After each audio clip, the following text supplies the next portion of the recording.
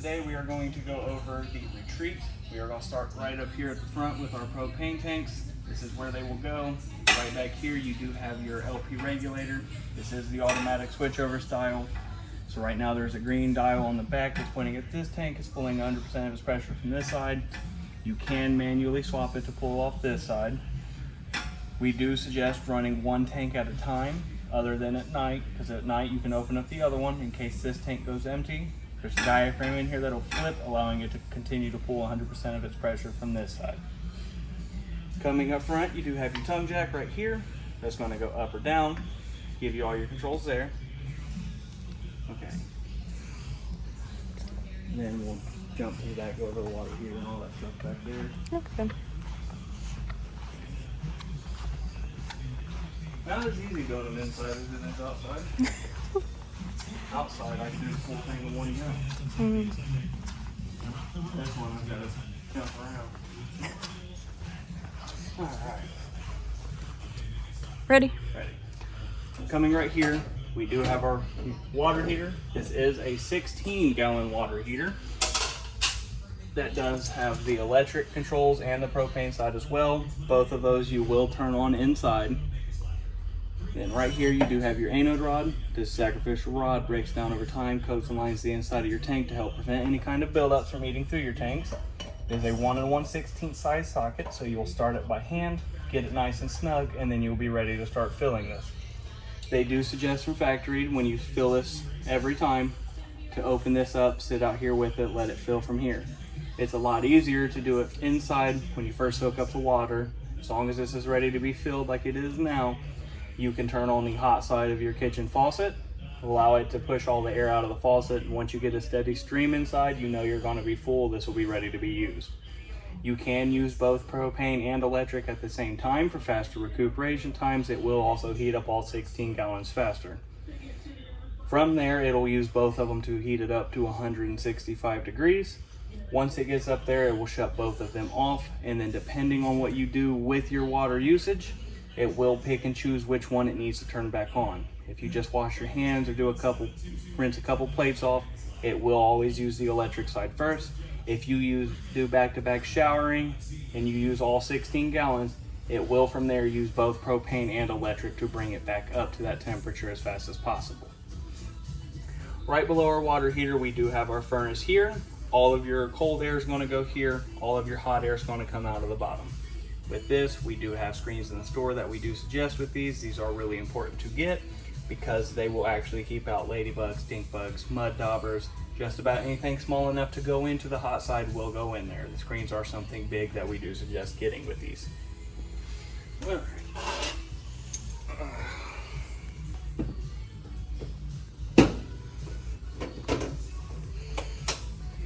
Move around to the back here. You're on back. We do have coax hookup right here that is linked to the TV inside. This is for if your campsite offers cable or you have an on-site satellite dish, you can hook up here. Both of them will link in, allow you to use either of those with it. It does have an onboard antenna on the roof that allows you to pick up local channels if you don't have options to either of those, so you still will have your TV. Coming down here, this is where your cord's going to plug in. This unit is a 50 amp service, so there will be a grounding plate on the cord and in there that have to come to contact. Once you get it in, you will twist it to the right towards your door side, put it in its locked position, then take your twist cap, lock it in place, make sure it's locked. If not, you'll have the chance to create sparks or cause fires, and that's stuff we don't want to deal with. Coming right back here, we do have your city water connection. With the unit this size, this will probably be the only fitting you use. Once you hook your drinking water hose up to this, the pressure you have going through your hose will be the pressure getting delivered to all of your fixtures inside. This fitting is rated for 70 psi. All of your lines behind it are rated for 200 psi, so you will never have issues with internal water lines. But you do not want to exceed 70 on here because this is a plastic fitting. You will blow through this and have to get this replaced. If you want to get a water filter for your camper, that's always going to go on the spigot side. That's never going to go on the side of this fitting. And if you want to get a reducer or regulator, you can do so as well. Coming up to this one here, this is going to be your black tank flush. When you are dumping, you can hook your hose up to this It's going to flush water through the back side of your tank, help push out any solids that aren't supposed to be in there anymore. There's only two things with these to really go over. First one being, when you hook your hose up to this, your black tank handle has to be open and open all the way. Second thing with this one here is make sure that you're not using it every single time. If you use it every time, you are going to take the specific chemicals out of the tank, and it's going to actually allow stuff to start sticking. So every third to fifth time is okay, every single time is not. And then right below that, you do have your outside shower. This does have hot, cold, the hose pulls out, and then you can adjust the pressure on your hose as well. You do have stabilizer jacks on each of the four corners of the camper. They are all 3/4 size sockets, so if you don't want to use the manual crank handle, you can use a drill or an impact. If you do use the power tools, just make sure once they come under pressure, you stop there. You don't want to over tighten them because there are usually just bolts or just little tack wells that are holding them on. If you overbearingly do it, you will break those mounting points, and then your jacks won't do anything for you.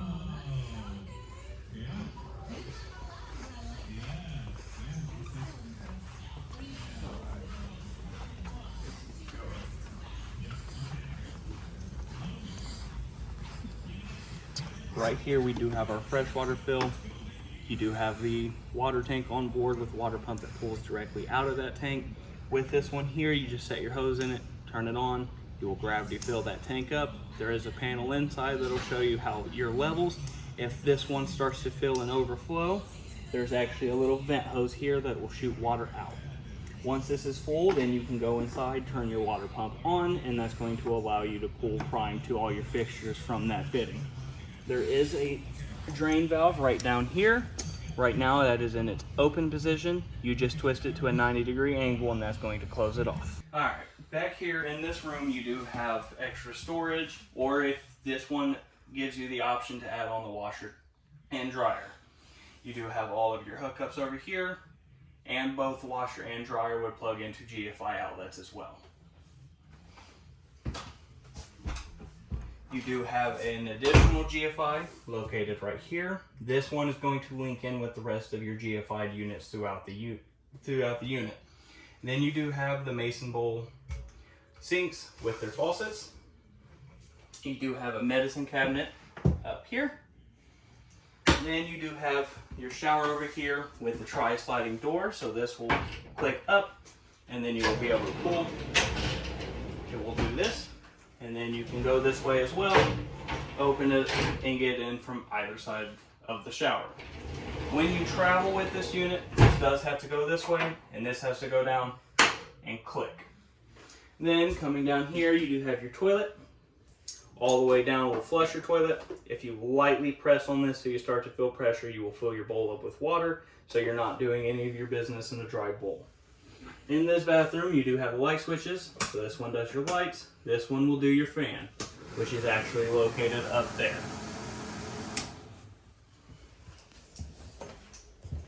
This way, you do have 3 different thermostat controls inside the unit. This one here controls the AC above this loft. There's going to be another one up there in the hallway which controls this AC and your furnace. And then you will have another one in the bedroom which does the AC up in that loft up there.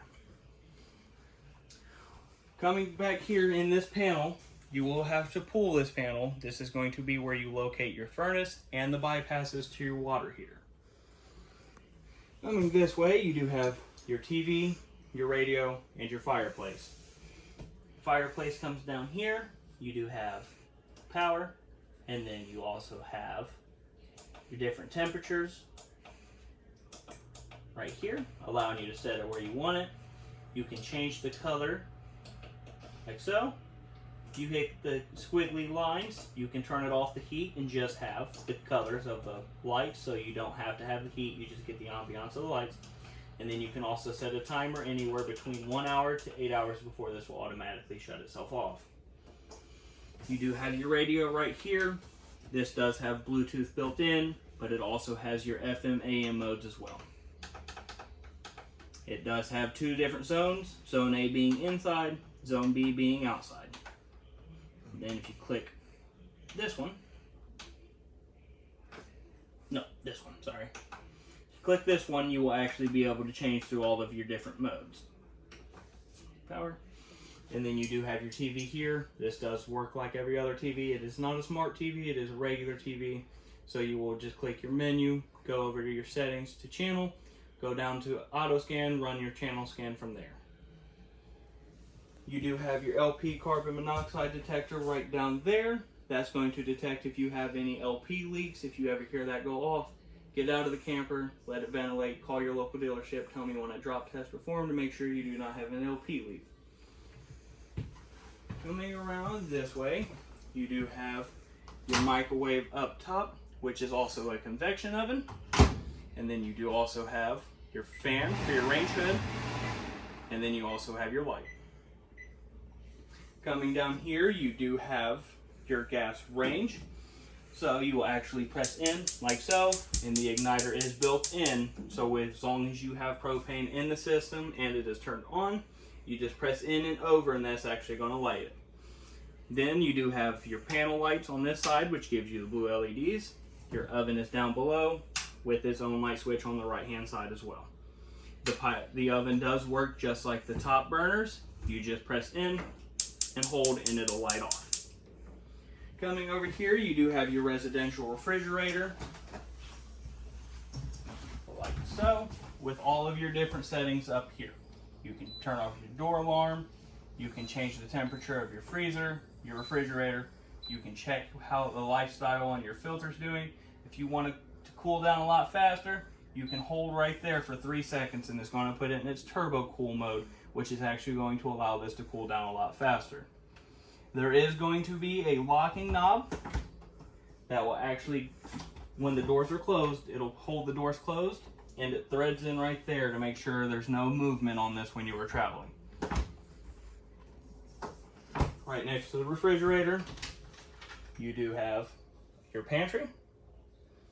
And then you do have the spiral staircase on this side up front. That's actually going to take you up into another loft up there. Alright. And all the fun stuff. Right over here you do have your monitor panel. So this will show you your battery level, your fresh tank, your black tank, gray 1 and gray 2. This one doesn't have the black 2 tank because it only has one toilet, so that one would never read anything.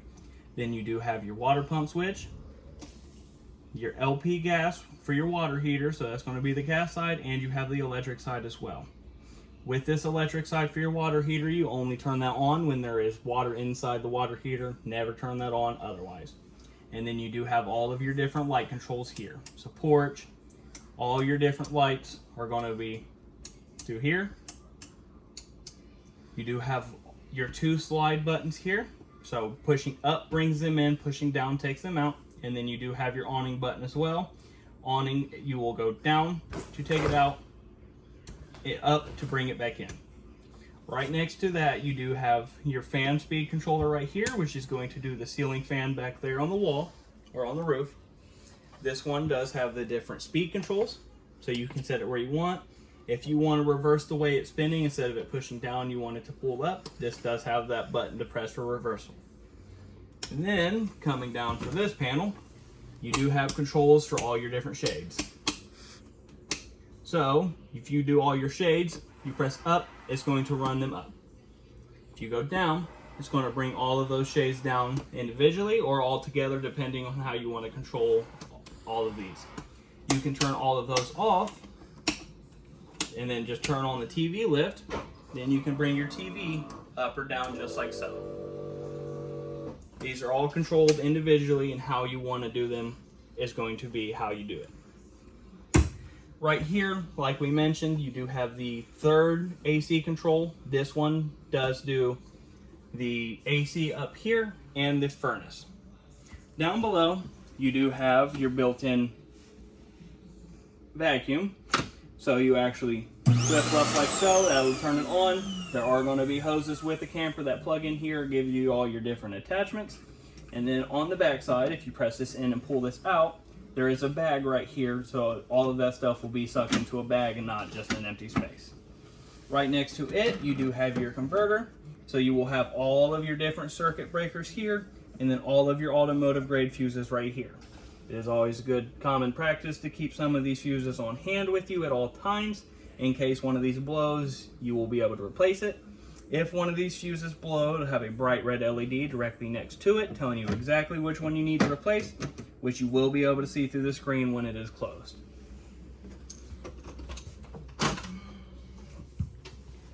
Coming into the bedroom here, you do have closet space over here. The light switch will do the main lights. The ones above the bed are push button on their own.